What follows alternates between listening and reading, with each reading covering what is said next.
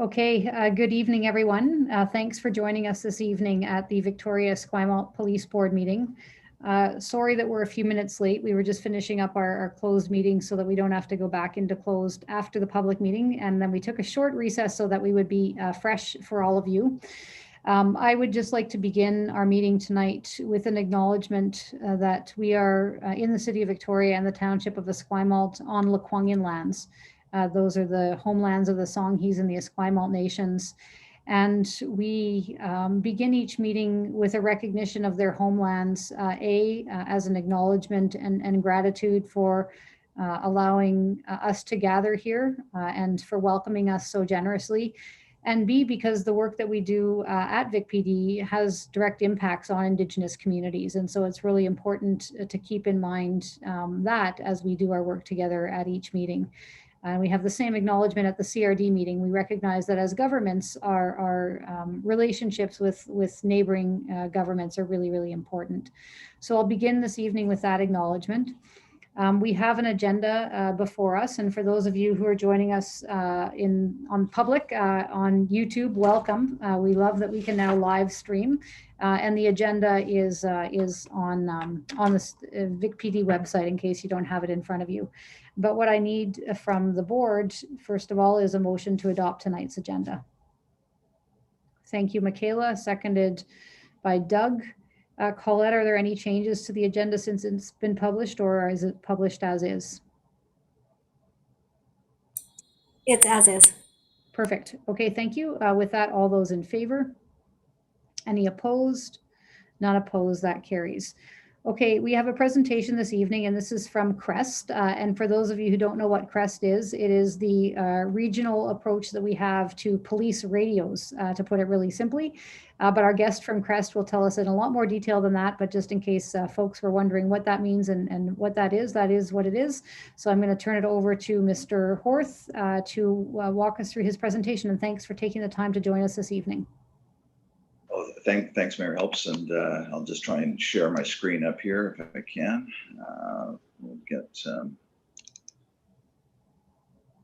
You folks see that okay, or? We sure can. Oh, great. Okay. No, thanks for giving me a few moments just to give you a bit of an update in terms of completion of a major project that obviously affects police services in Esquimalt and Victoria. And answer any questions. You're obviously a significant stakeholder in the service, and just wanted to give an opportunity just to touch on a few key points, really, and answer any questions you might have. So, if we actually the first slide really has in the background as a picture of a former officer for Victoria, actually Keith Lewis, who when he retired joined us and is our major training officer. Does a great job. Obviously knows the business of police communications, and he's always well received, even from the fire community, he tells me. So, so that is good. So this is what the CREST system looked like in 2016 before we started the project. There were 10 major transmission sites throughout the region. Victoria had a couple downtown, and one we didn't have any in Esquimalt, and we had one major transmit site in Saanich that you would often use as well. That changed dramatically after we completed the project. So much more infrastructure, and really at the end of the day, with additional infrastructure, you get additional coverage. It's really quite as simple as that. So we went from 10 transmit sites to about 30, significantly more in Victoria, and we acquired a new site, as Mayor Desjardins knows, at High Rock Park in Esquimalt, which made a great big difference both to Victoria Police, but first responders in the Esquimalt community, and Department of National Defence as well. And in the inset, you can see some of the other sites that we're still pursuing. So it is a live system. It's obviously functional, but you're always trying to make improvements, and that usually is about acquiring sites. Often there's lots of community consultation. Some communities are more interested in having infrastructure than others, or there's often some pushback. People worry about electromagnetic energy, even though we comply obviously with all the federal regulations, and we're a very low emitter from a power standpoint, so it's a very safe operation. But you can see that we are pushing forward to try and improve coverage in a few areas of significance, mostly out to the West Coast, all the way out to Port Renfrew. We have a major site we're hoping to acquire on Salt Spring as well, in a co-locate with Rogers Communication. And we'd like to do at least one more site in Langford at Bear Mountain as that community grows as well. So some of the key things, I won't read them out to you, but really at the end of the day for the urban core, some of the huge differences are the added infrastructure. Secondly, a switch of spectrum that we use, the radio wave spectrum. We used to use VHF, pretty common spectrum all across the world. The challenge is that everyone uses it. So it was used by commercial folks as well as first responders. We're close to the American border, and sometimes the coordination between Americans and Canadians wasn't great in the past. So you get interference, and you'd have background noise, and police officers could tell you all about that, especially in Victoria. And by switching to 700 megahertz in the urban core, it did two things. It's coordinated with the Americans, so it's much quieter. That we call it a noise floor, but the background noise. So it's just a quieter environment. So there's more clarity, obviously, for the officers ultimately. Secondly, because 700 megahertz is a shorter wavelength, it gets into more dense buildings easily. So we got better penetration, which is always a challenge in an urban environment, especially Victoria and Esquimalt that are getting denser and taller. So that was an improvement, and new radios with some better technology on noise cancellation also helped. So a combination of all those are sort of major plays to make the system perform better for officers out there in the field. And one of the other major, accomplishments, if you will, or features is that we use the same platform as ECOM in the Greater Vancouver area, and we've got an ability through a connection across the strait to be able to back one another up in the event of a major emergency. If something bad happened at ECOM and they lost some capabilities, they could draw on Crest and vice versa. So we think that's good for public safety and lower BC for sure. What is next? Some of that expansion I talked about. And the other thing is we're working particularly with the urban communities. As new buildings go up, they're using a lot of steel and concrete, a lot of underground parking, because real estate's expensive. You want to maximize the use of that. So we're trying to promote sort of in-building coverage solutions. So in Victoria's case, we work closely with the development community as an arm through the fire department as our conduit. So large, dense developments that are coming to the forefront. The fire department asks us, do we need some additional infrastructure in there, i.e. one of these kinds of things, or maybe a new transmission site with what's going on in Harris Green. We're looking to acquire on one of the taller buildings a replacement for some current infrastructure because we're getting crowded out. We're on a 9-story building, and there's some more significant buildings than that going up in Harris Green. So we're hoping to relocate some of that infrastructure to a taller building so we don't get radio shadowing. You just get better penetration, better coverage for officers out in the field. We did a survey at the end of 2020 when we sort of completed the project to get some feedback from users on the street about how they liked it. And it was a pretty comprehensive survey, but boiling it down, we asked them, on their mobile radios, which are in the cars, they're a more powerful radio. They have a taller antenna. They generally perform better. And we got some feedback in terms of this is across the region. From coverage and a clarity standpoint, those are the kind of numbers. Those are good numbers in the radio world that we feel based on some of our colleagues' experience. And then on the portable radios, which is a obviously a smaller device, less powerful, so often more challenges, as they go into buildings. What they thought about the coverage and the clarity, and again, numbers pretty good, considerably better than what we would have got from the feedback on the old system for sure. And the other thing is, as a staff person, that was heartening is that people said, the users out there said the technical support they get from Crest staff when they have a question, when they have a problem, they always felt that they got good advice, timely advice, and professional advice. So that's always heartening. It's a small group. There's only 7 technical people that service all the 30 sites and about 3,000 radios on the system. And then, performance really, what do our metrics look like? And so it's a busy system, as you experience. There's 50 user agencies on the system, almost 3,000 radios in play. We do about 700 calls per hour, more in peak times like Canada Day when it's full festivities going on. Just to give you a bit of a sample, on the old system, we used to get about a busy, didn't last very long, but a busy signal. So you couldn't get a go-ahead tone to talk to whoever you needed to talk to for a second or two. It was about in 1 in every 700 calls. The new system, because it has more channel capacity, more infrastructure, that's gone to 1 in about 8,500. So a significant gain. And I guess the last point in public safety world, we strive to give to get 5 nines, so 99.999 of system availability all the time, 24/7.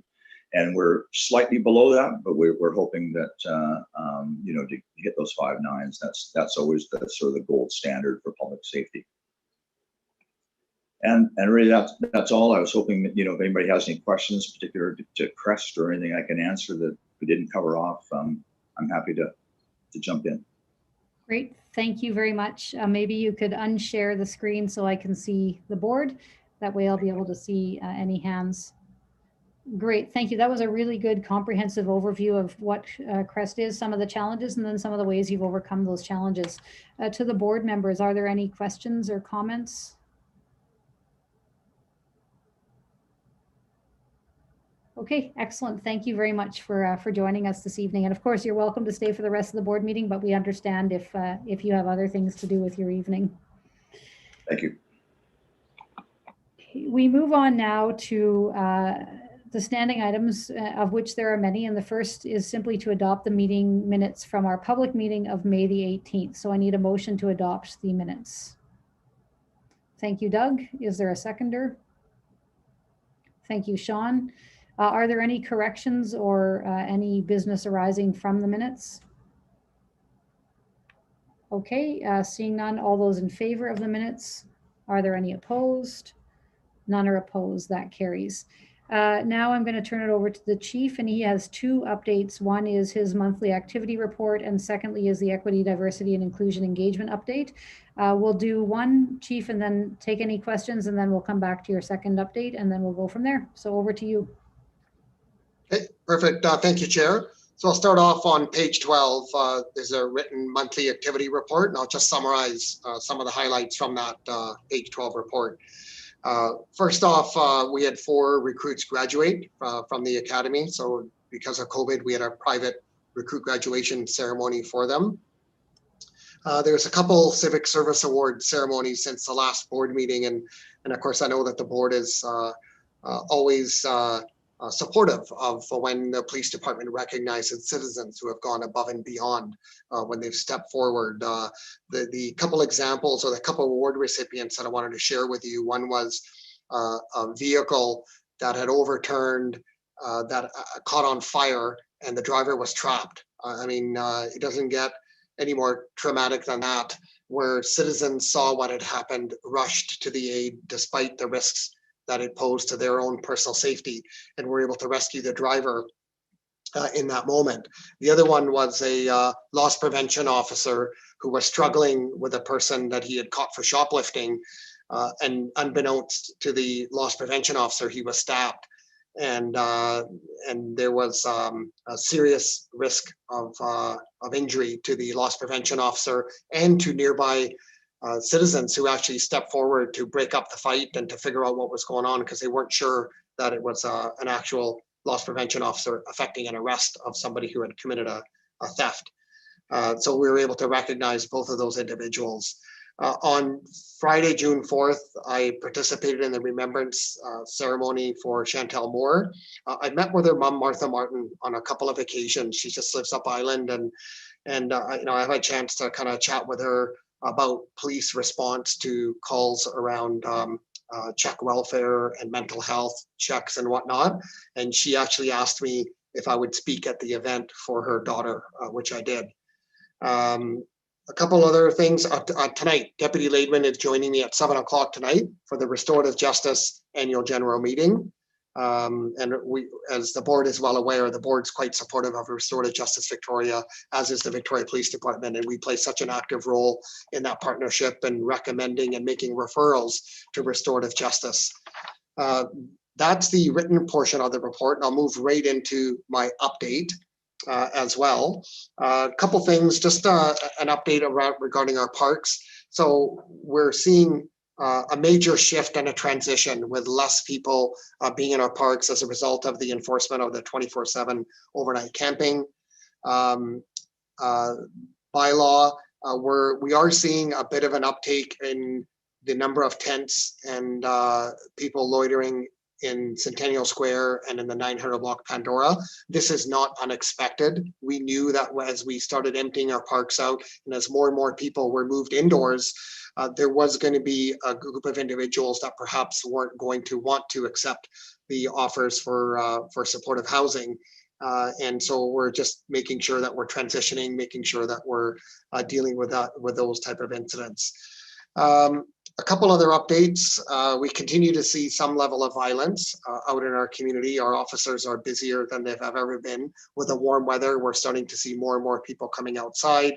And with the relaxation of the public health orders, we know that it's going to be a busy summer downtown and also in our communities for police response, as can be expected in summers before COVID.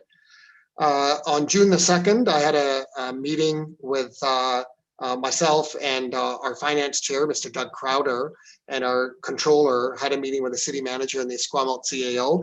And this really was the first meeting that we have to start really looking at our 2022 budget. And we were more participants at that meeting and just had a chance to listen to what the CAO and the city manager had to say about council's direction on any projections for the 2022 budget. And then of course there'll be other discussions that we will have led through our finance chair, Mr. Crowder. The COVID-19 restart plan is in effect for all organizations, including Vic PD. So we've got a restart plan that's underway that's looking at vaccinations, return to work, opening our front desk, moving our volunteers and our reserves back into full operations, and what that looks like of returning staff back to the workplace. That's my update that I have, and I'm happy to take any questions. Thank you, Chair. Thanks, Chief. That was a lot that you covered both in your written report and your verbal report. So to the board members, are there any questions or comments for the Chief on his update?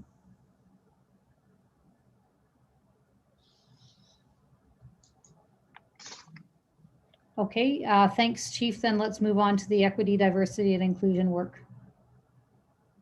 Hey, I'm proud to report that there's a lot of work that's been done since the last report last month for the board. Again, it's on the bottom half of my written report on page 12. Chair, as you're well aware, I'm engaged and involved in the City of Victoria's Welcoming City Task Force. There was a number of events that happened in the last month, including the one of the forum workshops that you and Councillor DeBow led. Also, I attended the Safe Communities workshop that was specifically dedicated to safe communities.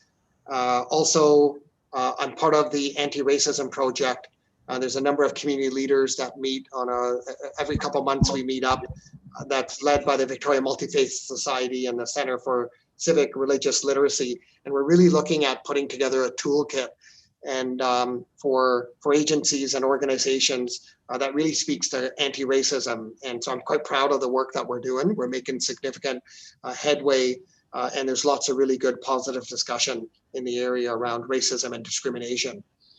On June the 8th, I was proud to participate in the RCMP Canoe for the Canoe Protocol Memorial Ceremony to mark the end of the 215 hours for honoring the recently discovered 215 children for unmarked graves of what happened in Kamloops, and how disturbing that's been for everyone, but specifically our Indigenous communities.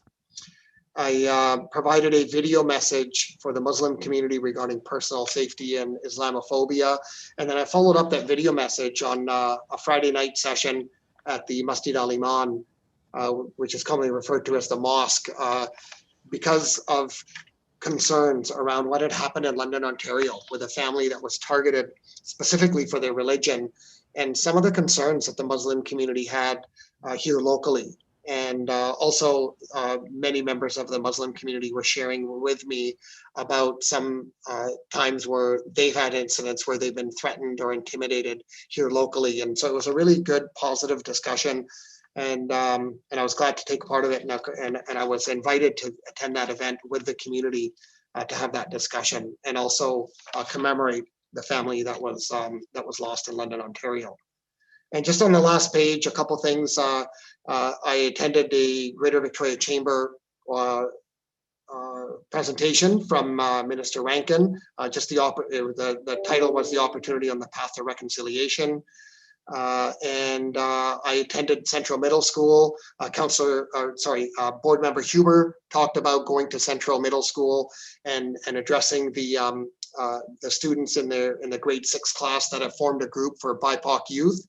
And so I had a chance to meet with them last week, and I had a really good engagement session with them. And finally, the last thing I wanted to just touch on is an exciting opportunity that's been presented to us by our Indigenous police officers at Vic PD.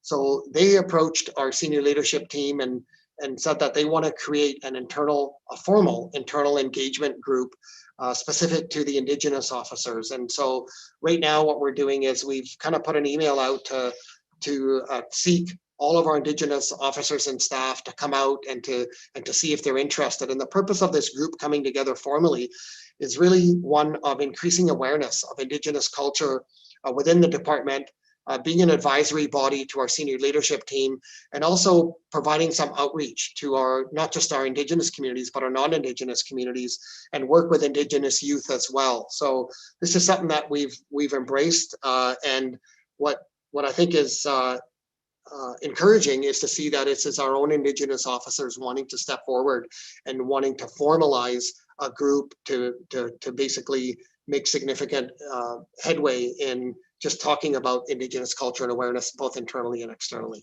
That's my update, and I'm happy to take any questions. Thank you. Thanks, Chief. Yeah, Paul, go ahead.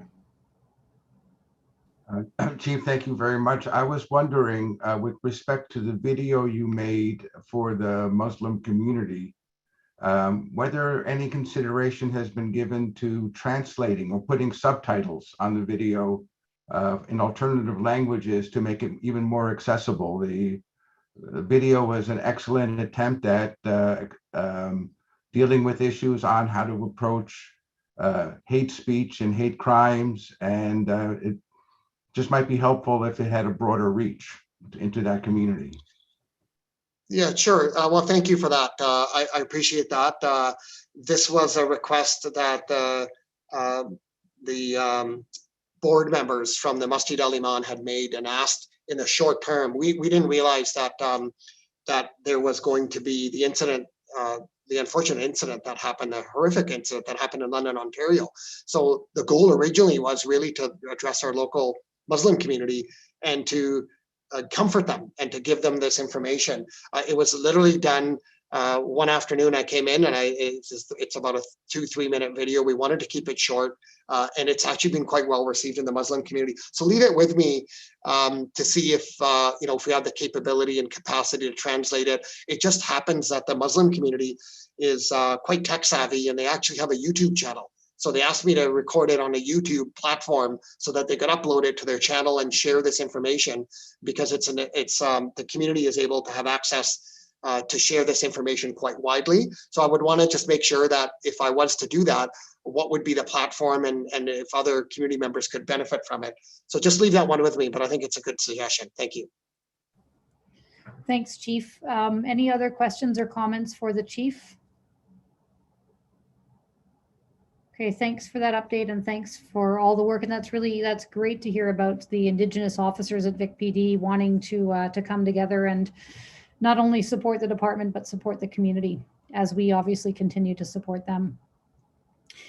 Okay, we move on to committees. The board has 3 standing committees, HR, governance, and finance. And each month we have committee meetings, and then we report out to the board about the happenings at those committee meetings and then any motions that need to be brought forward. So we'll start with HR and then governance. Neither of those two committees have motions. They just have reports. And then finance does have one motion. And Doug, just a heads up, I want to make a small amendment to the finance committee motion once we get there. But for now, Charla, I'm going to turn it over to you. Charla is the chair of our HR committee. Take it away.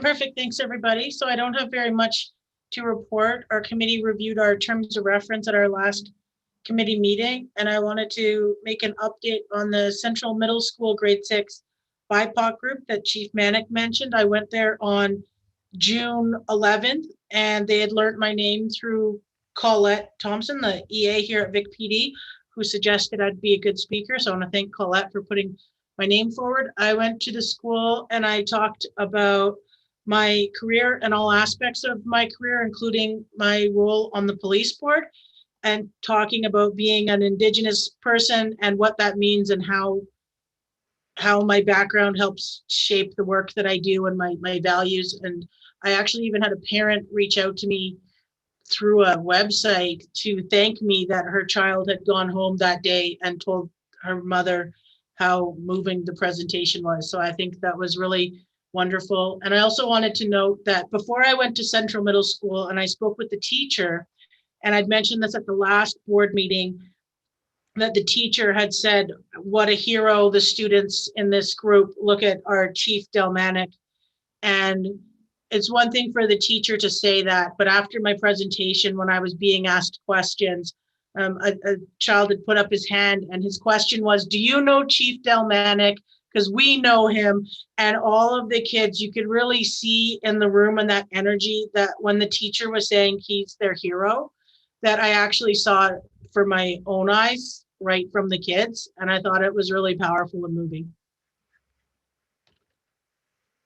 Thanks, Charla, for that story and for sharing that with the board and with the public this evening.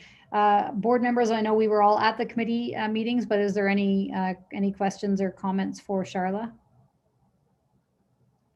Okay, we'll move on to governance. And Sean, I'm going to turn it over to you as chair of governance. Great, thank you very much, Mayor. Yes, so governance just had some light agenda items. As you can see, they're presented. I'll touch upon one of them, which is the item B, review of the governance committee co-chair terms of reference. So this is something that we review annually, just having a look at our terms of reference, making sure that we are up to date in our lens and our sensitivity. So it's something that we just reviewed, and it was just sort of minor updates that were concluded that we had to do. And item C, which is public engagement for board meetings. This is something that we're working on and trying to find ways to be more equitable and more inclusive to members of the community, to allow them to be, to give them the opportunity to be more engaged with the board, and to give them, perhaps give them the opportunity to speak to the board as well at our meetings. So we are looking at right now some options, looking at some methodologies that we will evaluate. We're still evaluating, and hopefully we'll in the coming meetings we'll be able to present something whereby the public will have more opportunity, even more opportunity, I should say, to be more present in our meetings and to help engage with them and with us as well. So we're really looking forward to that work of the governance committee, and I would say also the board at large. I want to thank all the directors for all sort of stepping in and providing their input. I think something that's going to be really quite exciting, and we're looking forward to that. So Chair, that's really most of what I can highlight. So thank you very much for the opportunity. Thank you. Sean, when do we plan to have board members of the public able to come and address the board virtually or otherwise? What's our timing on that? Yes, Mayor. So based on the last conversation, we could have it, I would say, probably within 1 to 2 meetings. Within the next 1 to 2 meetings. And typically our meetings are monthly.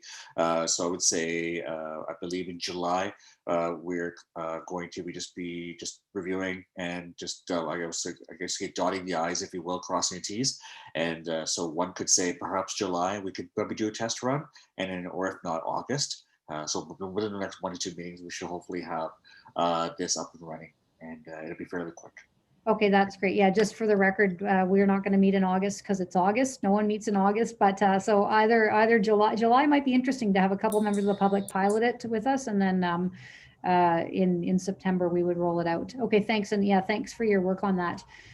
Okay, Doug, I'm going to turn it over to you as Chair of Finance. Thank you, Chair, and I have a brief report and update based on what's written. Our 2022 budget preparation timeline is, well, we're well underway now in preparation of the budget, and we do have the consultation meetings with both the Township of Esquimalt and the City of Victoria scheduled for, I think it's July 12th and July 15th respectively. And I think our plan, I think that's it for that. I do have a motion I have to put on the table, but I think, Chair, you want to suggest a slight change to the wording of the motion? I do, yeah. Just for clarity, the motion reads that the board approve the amended 2022 police board operating budget, but we don't have a 2022 budget yet. So this is just the board's submission to the budget process. So what I'd recommend, and I'll read it and then someone can move and second it, but that the board approve the amended 2022 police board submission to the operating budget with a reduction in travel, as it reads, with a reduction in travel by 5,000, increase in professional services by 5,000. So it's just to say that this is just the process, it's not the budget itself. Great, I agree. Thank you. Thank you for that, Chair. I'll make that motion if somebody would second it. Thank you. Seconded by Sean. Any discussion on that? Yeah, Paul, go ahead. I just wanted to make it clear that this is a no cost increase total for the operating budget. Is that correct? That is correct. I think it's actually slightly reduced, is it not? I think it's just across the board. We recognize that we wouldn't be traveling this year as much as we might anticipate because there will still be not COVID restrictions, but probably not as many in-person conferences and so on, but that we may need the professional services, that 5,000 that's transferred over there, we may need in order to deliver some of the board's strategic priorities, which we'll talk about in just a moment. And that is correct, Chair. And in answer to your question, Paul, it's actually a slight reduction from 2020. So that we're not, it's consistent, I think, with our overall budget objectives. Thanks, Doug, for that. Any other questions or comments on that motion? Okay, all those in favor? Any opposed? None are opposed. That carries.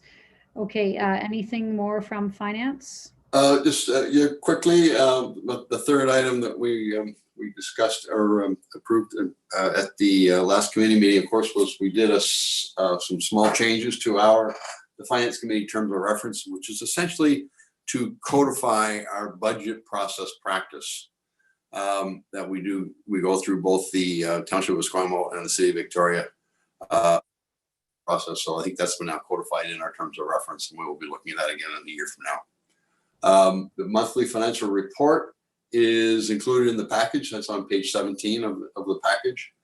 And the 2020 final year-end financial report is not in this package, but it is posted online, I believe, on the VicPD website for anybody to read. And I think I would suggest that if any of the board has, any of the directors have any questions, I believe that Steve Hercombe should be online here, that he can answer any questions on either our year-to-date financials or the 2020 year-end financial report.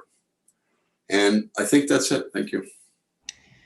Thanks, Doug. Steve, can we ask you to give for the public just a snapshot of the monthly financial report, just where things are at and how on track we are or not, and so on. The year end, if people can go and look at it, but I think it's important to give that monthly update publicly. So I will turn it over to you to do that. Sure, I can do that really quickly. So this is the report as of May 25th, and right now we're still tracking below budget. Even including the cost of retirements, which were actually budgeted to be funded by a drawdown from the retirement reserve. Retirement expenditures in this report was slightly over $700,000. We've had a couple of retirements since then. So we're now at approximately $932,000 for retirement expenses. We have a couple more retirements to go. Part of the reasons why we're below budget is you'll see that our salaries are still tracking below budget.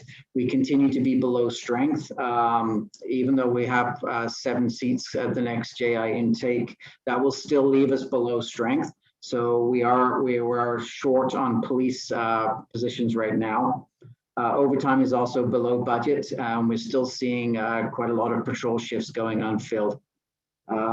Difficult to determine whether this will change as we go into the summer with the removal of restrictions, but we'll have to just keep tracking that. Also, just reflected in that bottom line is $186,000 that we received from the province for expenditures that were made in 2020. So we are planning on reopening the front desk on July 5th. Right now, our revenues are still well below budget, but we should see some of our record revenues improve after that. That's pretty much it. No significant changes from last month, unless you have any questions. Great, thanks very much for that, Steve. Any questions? I mean, we saw this at finance, but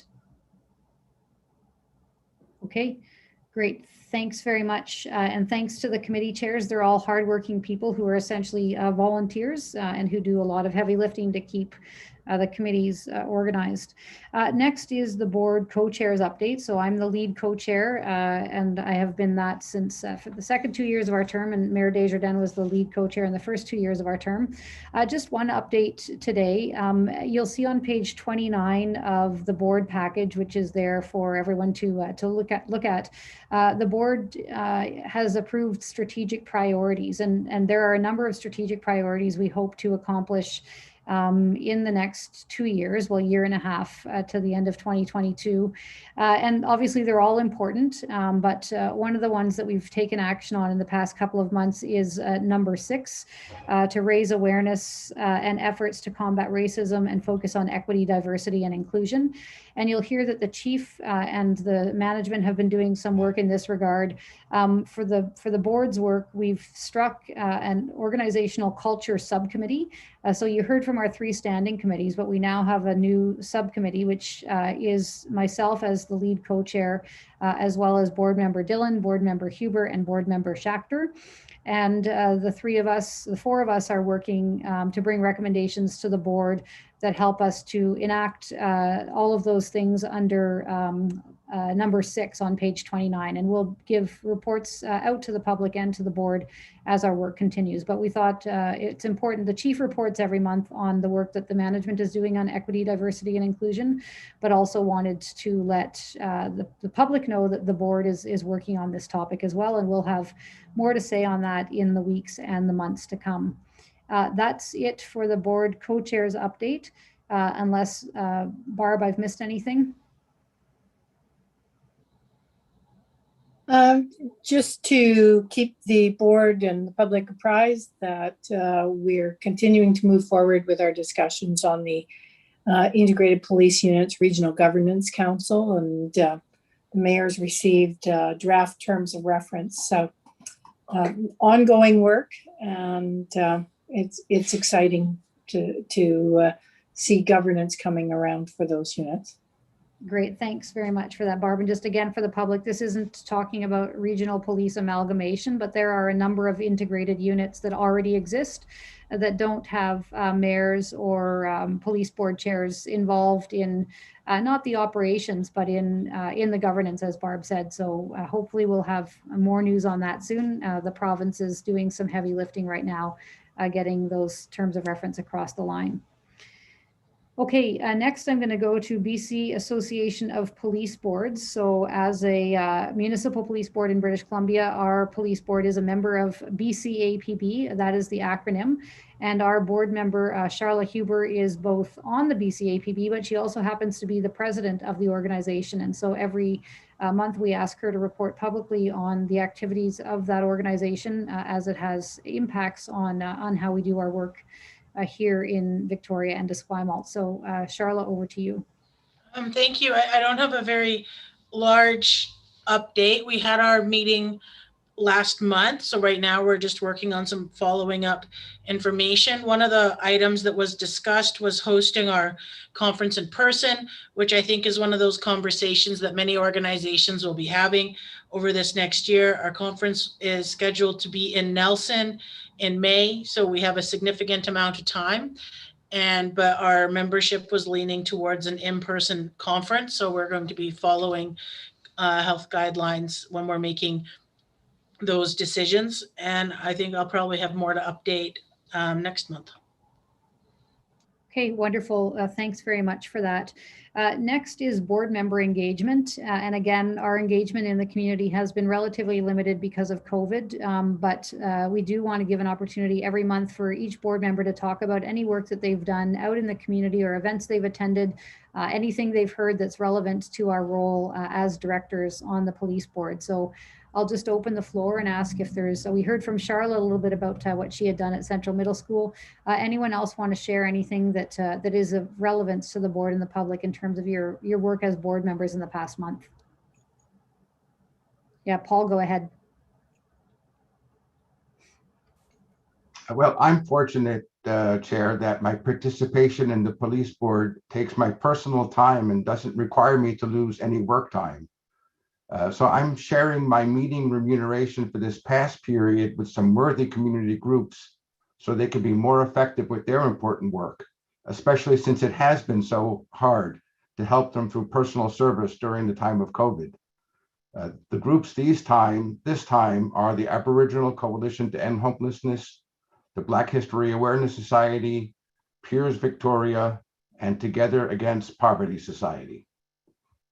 Good. Thanks for that, Paul. That's very generous and thoughtful, and it's a good way to give back to the community. Anyone else have any updates? Yeah, Sean, go ahead.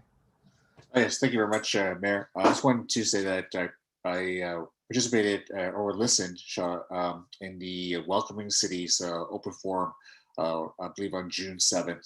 And I wanted to thank you, Mayor and Chief Manick and others, as well as Councillor Dubo as well, for hosting the event. I was particularly impressed by the number of folks who attended, especially the youth that spoke about the various issues in the community. And I am looking forward to hearing more about the work that these fine group of folks are doing. Again, I believe this is the public engagement piece of the task force, if I understand correctly. So there's more work happening, but I do appreciate having the opportunity to attend that meeting and listening. And so part of it's also good for my own personal learnings as well. So thank you very much for that. Thanks, Sean. Any other board member updates on engagement in the last month? Okay, thanks very much. As noted, the next item on the agenda are the strategic priorities. And again, we put these here for public transparency each month. So they're on page 29. We note at the top that the board will provide, that each committee member will provide a quarterly update on their responsibilities. And so committee chairs, I was thinking, since we adopted these in May, we're getting our feet under us. That would it be reasonable to request your first quarterly updates in September to just check progress on these? Good. Okay, so we don't need a motion. That's just the will of the board that at the committee meetings in September, and then of course reported publicly for the board, we'll have those first quarter updates to track progress to see how we're doing on some of these things we've committed to do. Another standing item here is the framework agreement. I don't see the framework agreement in its entirety here. It's a long document, but I think again, just like the strategic priorities, we put this here as a reminder to ourselves that we are operating under a framework agreement between the Vic PD and Esquimalt and Victoria. And so if there are any issues that anyone wants to share or raise with respect to the framework agreement. Yeah, Chief, go ahead. Sure, thank you for that, Chair. I do have one update under the framework agreement heading on June the 1st. Deputy Chief Watson and I met with the Esquimalt CAO and the city manager to talk about the community safety report card. So this is under the framework agreement that we come up with metrics that we're going to share on a quarterly basis with both municipalities on which Vic PD's performance is going to be measured. And it's a way to stay transparent and accountable to both communities. And so I'm just wanted to share with you that that meeting went very well. Deputy Chief Watson did the lion's share of the planning and adjusting and updating the performance metrics for 2022. And there was agreement in principle of the metrics that we were going to use from both the CAO and the city manager. So it's a good update. And I wanted to also publicly thank Deputy Chief Watson for his work in this area. Thanks, Chief. Anyone else have anything else on the framework agreement? Okay, we move on to new business then. There are a number of items here. And the first one is something that I placed on the agenda. I believe it was a couple of months ago, and we didn't have, I'm not sure, it's dated March 1st, so it does seem quite dated. It took me a while to get it here. The reason this is here is I never want to be working as mayor at cross purposes with Vic PD. So before asking my council to consider this motion, and it's not a time sensitive motion, any thoughts, particularly from Vic PD staff, but also from any board members, any concerns about this coming forward to council? To me, it seems relatively straightforward, but I just, again, because it involves policing and I kind of wear two hats. So yeah, Chief, go ahead. Sure, thank you. I think that's thoughtful of you to bring it to the board and to our just to our attention. The only thing I would just say is that, I mean, I think there's acknowledgement across all sectors that the Indigenous population and many people that are in vulnerable populations, but specifically our Indigenous population, is vastly overrepresented in the criminal justice system. And that includes police and Crown, and it's acknowledged by all our community partners. So anytime that we have these type of motions that are coming forward, that are addressing vulnerability, and want to look at shifts and changes, I think should be well accepted. I would just say that, you know, looking at Bill C-22, I do want to give our board some confidence that the Victoria Police Department is not going out and charging people for simple possession. We haven't been doing that for a number of years now. Although I understand that the motion here is saying that the bill really doesn't go far enough in refraining police from arresting people for simple possession, and they want that extra step taken by councils. The one thing I would just comment on is when you go onto the first page of the draft motion, it talks a little bit about, therefore, be it resolved that Victoria direct all policing services. So I wanted to just caution you, Chair, that, you know, the city cannot direct anything to do with policing. As you know, that the legislation isn't written that way. But I would encourage maybe a word like advocate, that Victoria advocate for policing services under its jurisdiction to engage with partnership. So it's a softer word, but it's probably more in compliance with the legislation that's there. And same thing under the second or third paragraph before criminal code. Or sorry, there's another paragraph, two down from where I just commented. It says, be it further resolved that all policing services be directed to, you know, that could be amended to that all police services prioritize a partnership with local Indigenous communities. So you're saying the same thing, but you're just taking out the word that is saying the council is directing the police. And I'll leave my comments out there. Thanks, Chief. This is the exact kind of feedback I was looking for, just to make sure that I'm not, you know, stepping in odd ways and minding all the legislation. Any feedback from board members?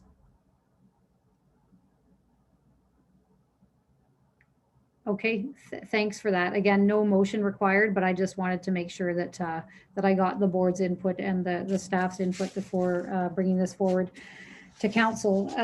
Next is Vic PD transformation report, call management.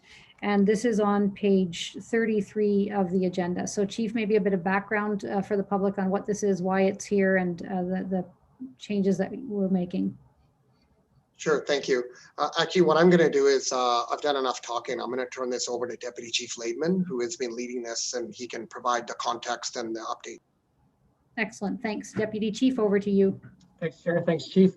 You know, just to give you some background and context, you know, in 2019, we launched what was called the Victoria Police Transformation Report.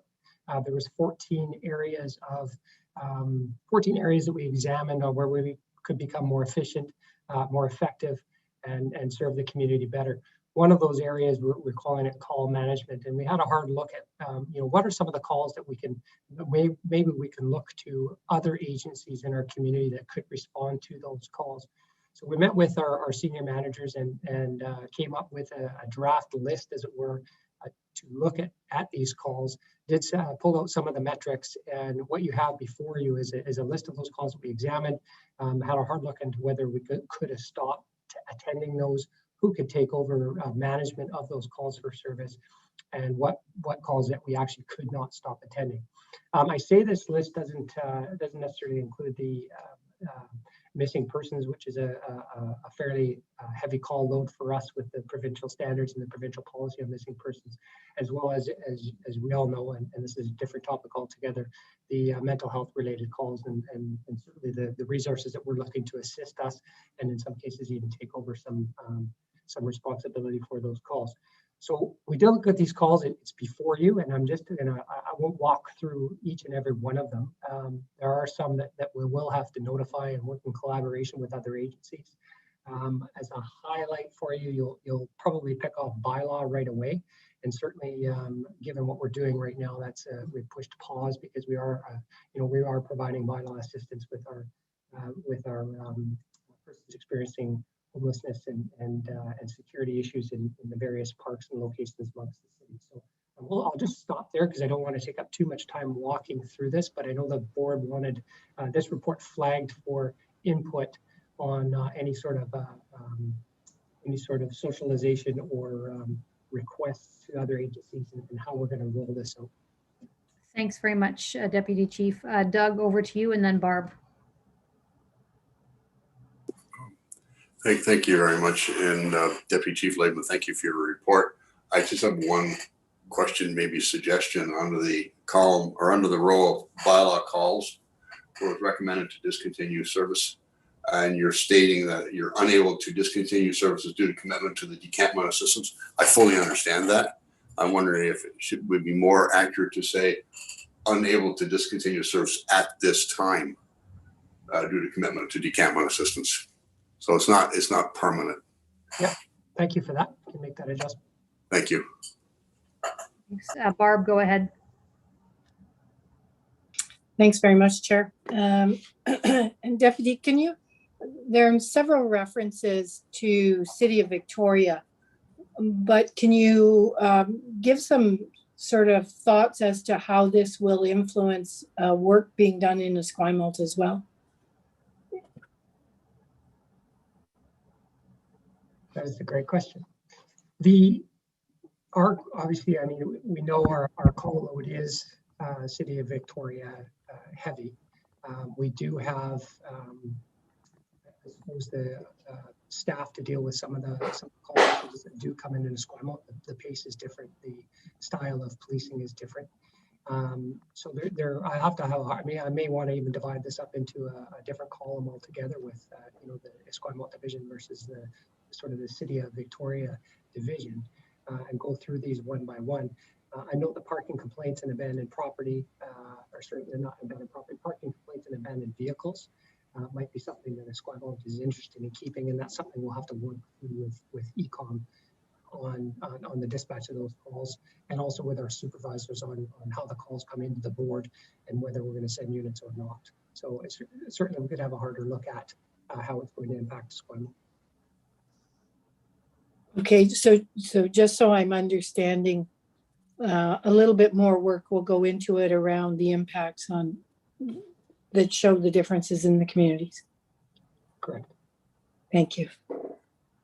Okay, thanks. Other questions? I have one, Deputy Chief. I know that there are a lot of proposed changes here, and that the implementation may depend based on what kind of call in terms of the timing. But some of this is probably already underway. Some of it slated to be rolled out soon. So maybe can you just talk about? You don't have to go through each of them, but the timing of some of the rollout of some of this. Yeah, I mean, specifically to animal calls, the chief's already written to the conservation chief, and we've got that sorted out. Bylaws, obviously, we're going to have an extensive conversation on how and what that looks like, and that's going to be probably a bit of a media campaign of some sort on who to call and what to call them for. And I'm going to have to look at the numbers. There's some numbers there that aren't going to be as impactful as others. For example, our property calls for service, so abandoned property. We're going to have to let the community know that we're not accepting lost and found property anymore. Cell phones, we're working with the cell phone providers to actually, we have a way better, thanks to some of the work that Darlene Perry has done, we have a way better chance of returning cell phones to cell phone providers and getting them to the owners than we do, because we actually can't get into the cell phones that are just turned in, nor do we have a right to. So some of those things we're going to have to examine the impact when we stop, and who we're going to have to let know along with the public on who to call for that particular service. And thanks, that's helpful. And do you have, again, this might be an impossible question to answer, but it's something that that probably we'll want to track over time, is how much capacity or time, if all of these are implemented as you'd like them to be, how much capacity or time it would be freed up? Because the whole purpose of this is the transformation report and trying to free up resources so they could be deployed to more policing type things than finding a cell phone or a dog. That's a tough question to answer for sure. Thank you for recognizing that. I mean, I can, we do have the metrics, which I won't share here because they're not 2021 metrics. Some older metrics on how many calls for service there are. There's a few thousand calls for service per year that we can save. It depends on the complexity of the case in it itself and how much time we spend on each. So that's a really, really tough question to answer. It's certainly called volume. We can. Okay, that's great. So maybe the board could get, once these are all implemented, a quarterly update, or even twice a year, just on are we seeing a decrease in calls? I mean, that's difficult because we may see an increase in calls for other reasons, but just to track the success, is dropping these things having the success that we want it to? Well, you bring up an interesting point, because as soon as we open up some potential capacity for our officers to do, other work or work that's maybe more suited to our profession, our calls for service may stay exactly the same. We won't know that yet, I guess, until we try. Okay, thanks. Any other questions on this? Okay, thanks very much. Then we'll move on to the next topic, and this is the 2020 Police Stop Audit Report. As anyone who's read through the agenda will know, police stops are also kind of commonly referred to as police checks. We know that this is a item of high public interest, and that's why there's this detailed public report here before you. Inspector Brown just turned on his camera, so I'm imagining he's going to walk us through. And again, there's quite a bit of complexity here, both in terms of our report and then the audit and what is prime. And so maybe in as lay person a language as possible, you could kind of explain the complexities of this, what the audit was for, what was found. And yeah, I know it's complex, but I'm going to turn it over. Is it Inspector Brown that I'm turning it over to? Chief, we'll start with. Yeah, I'll start if that's okay, Chair. Absolutely, go ahead. Okay, thank you. And then I'll ask Deputy Chief Watson to add anything, or he can answer any questions for you.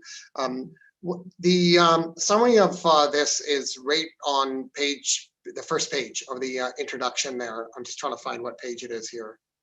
Help me out here. It's on page 37. Okay, just getting to it right now. There it is. Yes, perfect. Okay, page 37. So as the board is well aware, that we initially introduced an operational directive with the new standards back in January of 2020. And we knew that we would be putting policy in place, but we put the directive out in place to our frontline folks. The policy was approved in February, a month later. And I'm proud to say that we've exceeded all of the expectations on reporting requirements and whatnot. We did a mid-year audit, and then we did a one-year audit as well, as we're required to do. And I there's some work to do.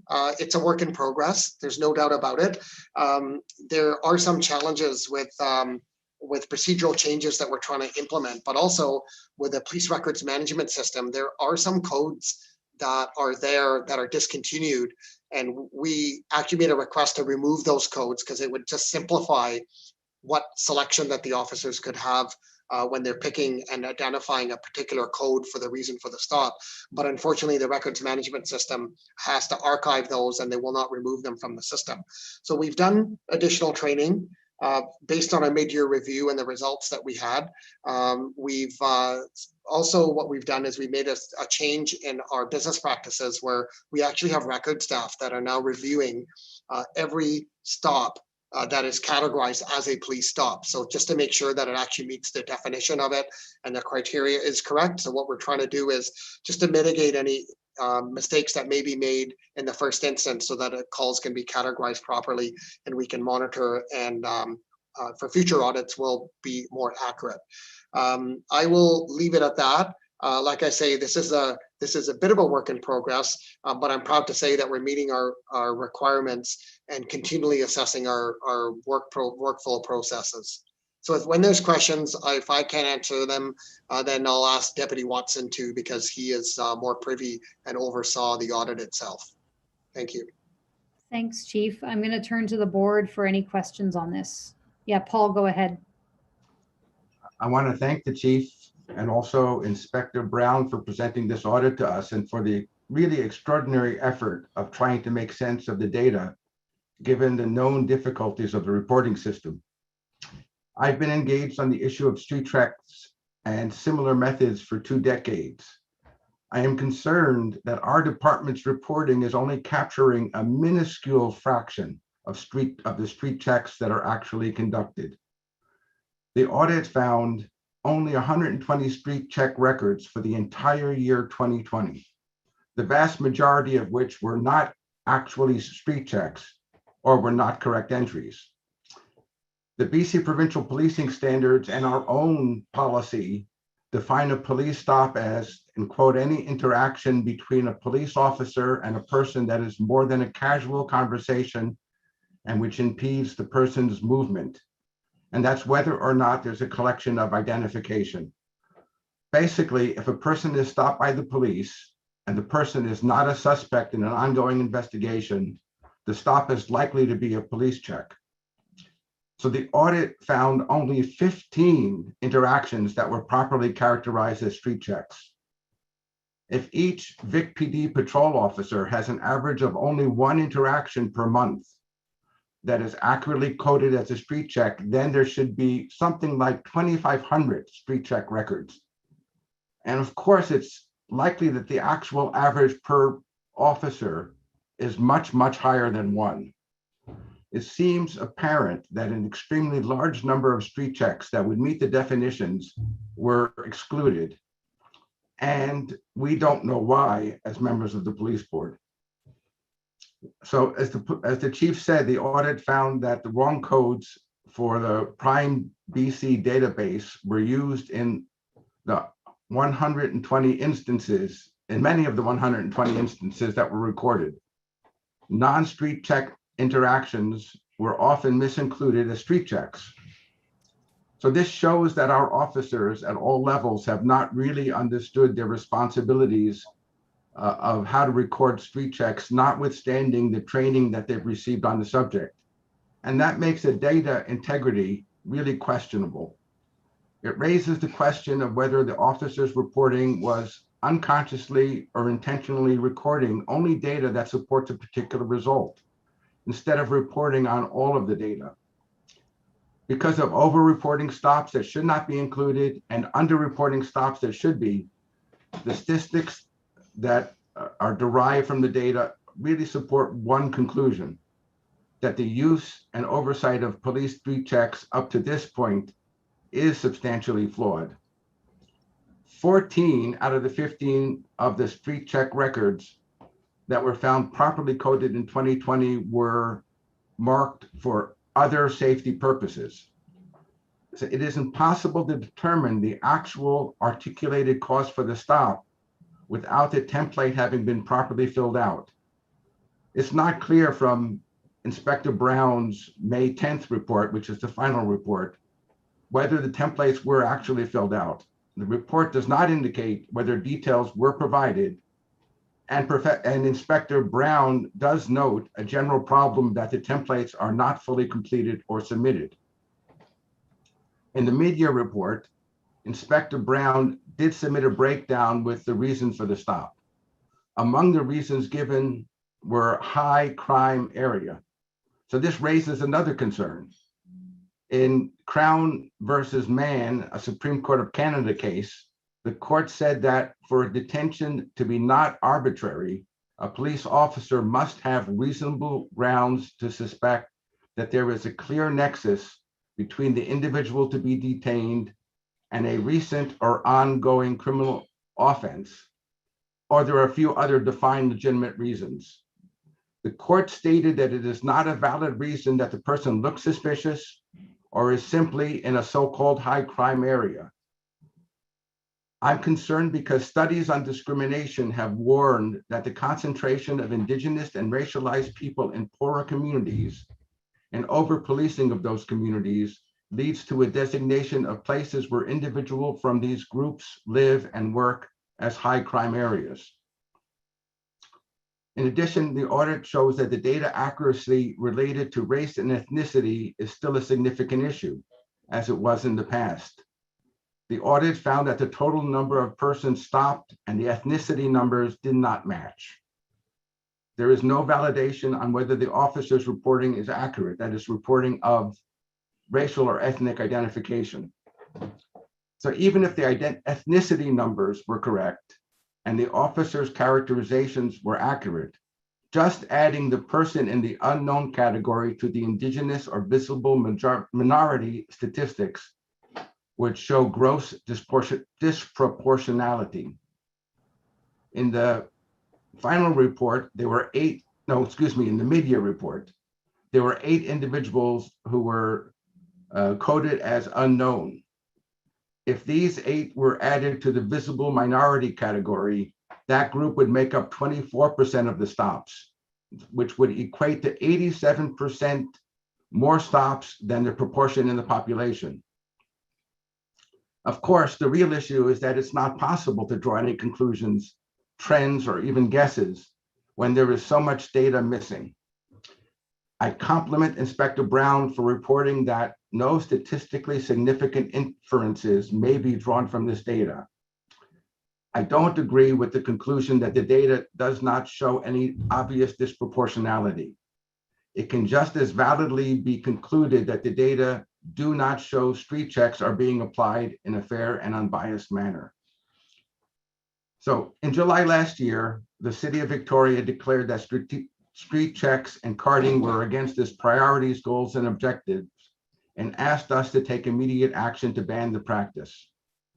Given the results of this audit and our own strategic priorities, this board should promptly make a careful and thorough review of the street check practices and policies that are in effect. That's my viewpoint. Okay, thanks very much. So that was a very long statement, not a question or a motion. So did you want the membership to respond? Would you like to refer this to Governance Committee, that we look at the practice of street checks and Governance Committee reports back to the board? I'm looking for kind of some direction or action here. Thank you, Chair. I would like this to be referred on a priority basis to the Governance Committee. Okay, Chief, I see your hand. I'll ask for a seconder to refer this to Governance, and then we can kind of dig into it at committee. Seconded by Sean, the Chair of Governance. Okay, so that's on the table now for discussion. Paul, anything further you want to say to motivate this to go to Governance? And then I'll go to the seconder, then I'll go to the Chief, and then Charla, I see your hand. Thank you. I think I went on at length. Okay, Sean, as the Chair of Governance. No, thank you, Chief. Thank you, Mayor. I'm fine. I'll defer to Chief Manick next. Thank you. Okay, thanks. Chief, go ahead.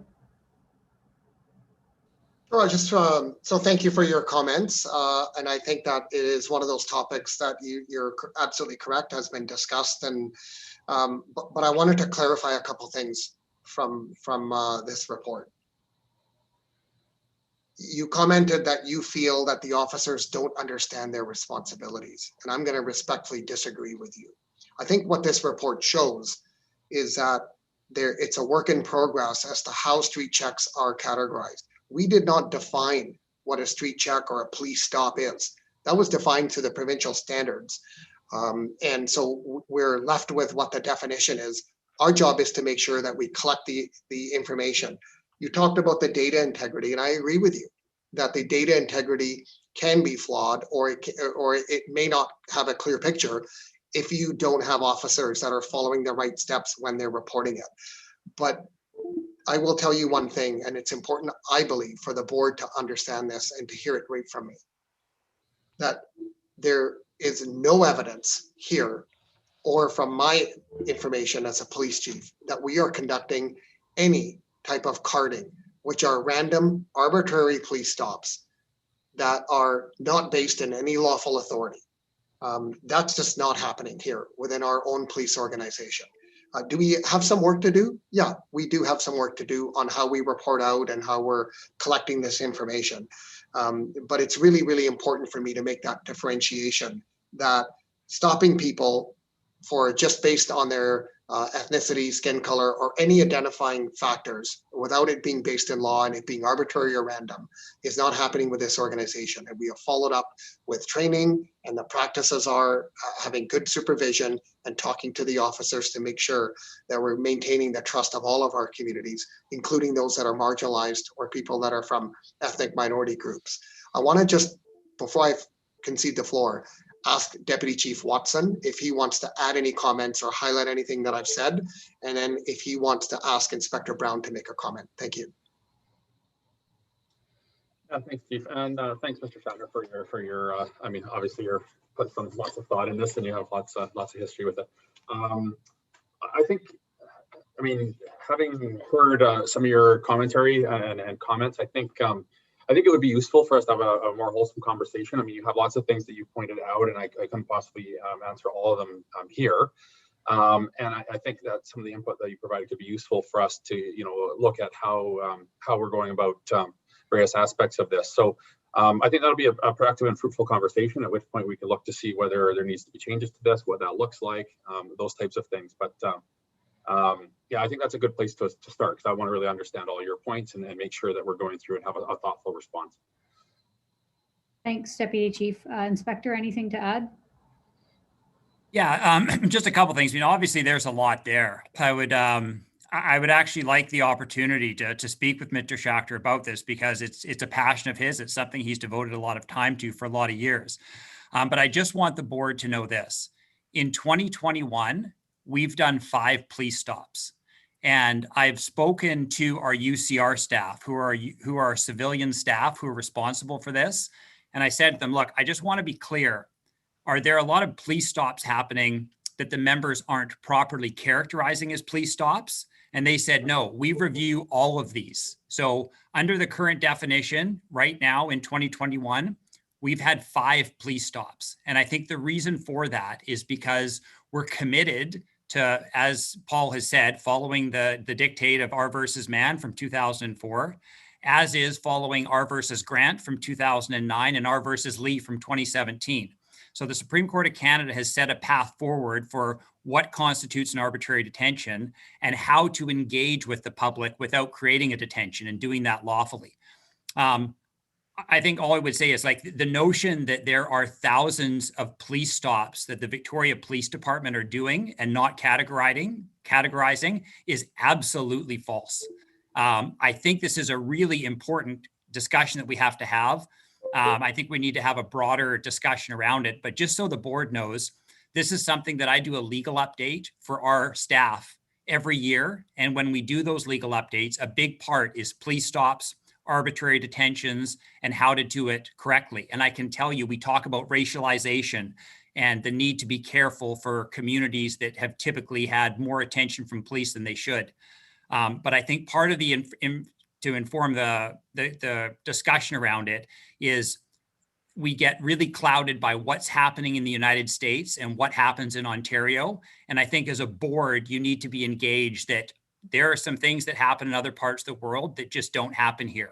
We absolutely do not card here.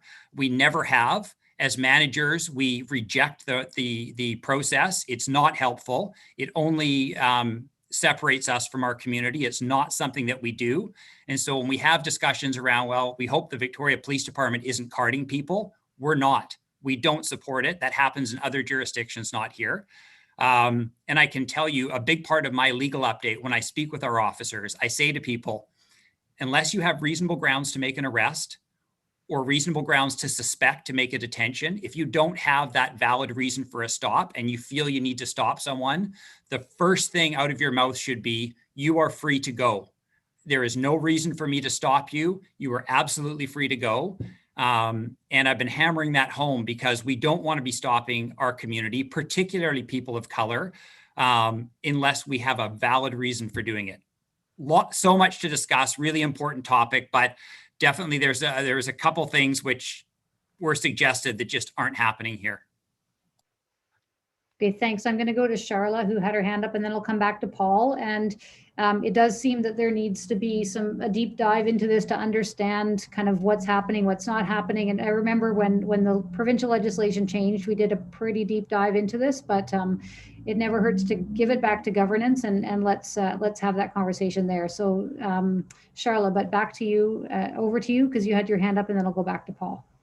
Thank you. So what I wanted to suggest is if this gets passed and this comes back to the governance committee, I would request that board member Schachter provides all of the statistics, the reports, and the studies that he has brought forward here, because we aren't privy to any of that. We're just hearing what he's saying. And I would want all of those sent to Chief Manick, the Deputy Chiefs, Inspector Brown, because at a committee meeting, I would really want to hear their perspectives based on these reports that are being brought forward. And I want to echo what Inspector Brown has said. And through my role as BCAPB president, I've met with ministers, I've met with the province, and what Inspector Brown said about there are things happening other places that aren't always happening, and we can't just hear something's happening and paint the picture that it's happening everywhere. I'm not saying it's not happening here, but I don't think that that's a safe thing to do. So then I want to make sure that we can ensure that these sources are reflective of our communities, our demographics, and agency. Thank you. Okay, thanks again. First time speaker, Doug, and then Paul, I will come back to you to close up before we vote on referring this to governance. Doug, go ahead. Thank you very much, Chair, and I absolutely respect everybody's comments in this discussion. It's very interesting. I support the motion. I will support the motion for this matter to go to governance, if only because I want to understand it better. I've not been party to the discussions in previous boards, as I've been only a director for a year now, and I'm looking forward to learning a lot more about this, both from the chief, from Paul, and from others. I think it's a very important matter. Thank you. Okay, thanks. Paul, back to you. Just very short. First, I don't want to disparage any of our members on the force. I think this is a very difficult system to navigate and to navigate properly. There's a lot of confusion with respect to what a police street check is, what a stop is. The big issue that I think we have to cross as a threshold issue is that you can't determine how many police stops or street checks by looking at the street check records in the Prime BC database, because those records are clearly incomplete and not filled out wrong.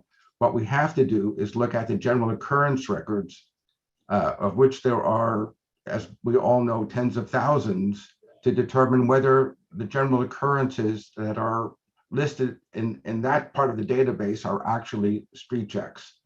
And if you just look at it through the definition, it's just inconceivable that there are only 15 street checks in the course of a year. So I think we have to cross that threshold first. There are other issues that we might want to cross. I am hearing from the community that there is still concern about this, which is why I've brought this forward. I think, I do appreciate that it's very difficult, but I do think the audit does highlight that there are still major problems that we have to address in order to give confidence to the community for what is said, that this process is being administered fairly and as part of fair and unbiased policing. Okay, thanks. This has been a really interesting discussion. And as I said, when I made the opening remarks, this is a really complex issue. And I think that the report is good. I think hearing from Paul is good, hearing from Charles is good, and Doug and Colin and the chief and Inspector Brown. Obviously, there's more to say and learn. So our commitment to the public is we'll go learn more at governance, but this is a public police board agenda. So we'll come back and report to the public on any decisions we make, anything we learn, because as some of us have noted, this is a topic of high public interest. So that is to say for the public, just because this is being shuffled off to talk about a governance, it will find its way back to this table so that we can all have clarity on what is and isn't happening and how it works and what's recorded and not, and so on and so forth. So these are important conversations, and I want to thank everyone for the engagement. So anyone else want to speak before I call the question on referring this to governance? Okay, all those in favor? Are there any opposed? Okay, none are opposed. That carries. HR update, Inspector McCrae.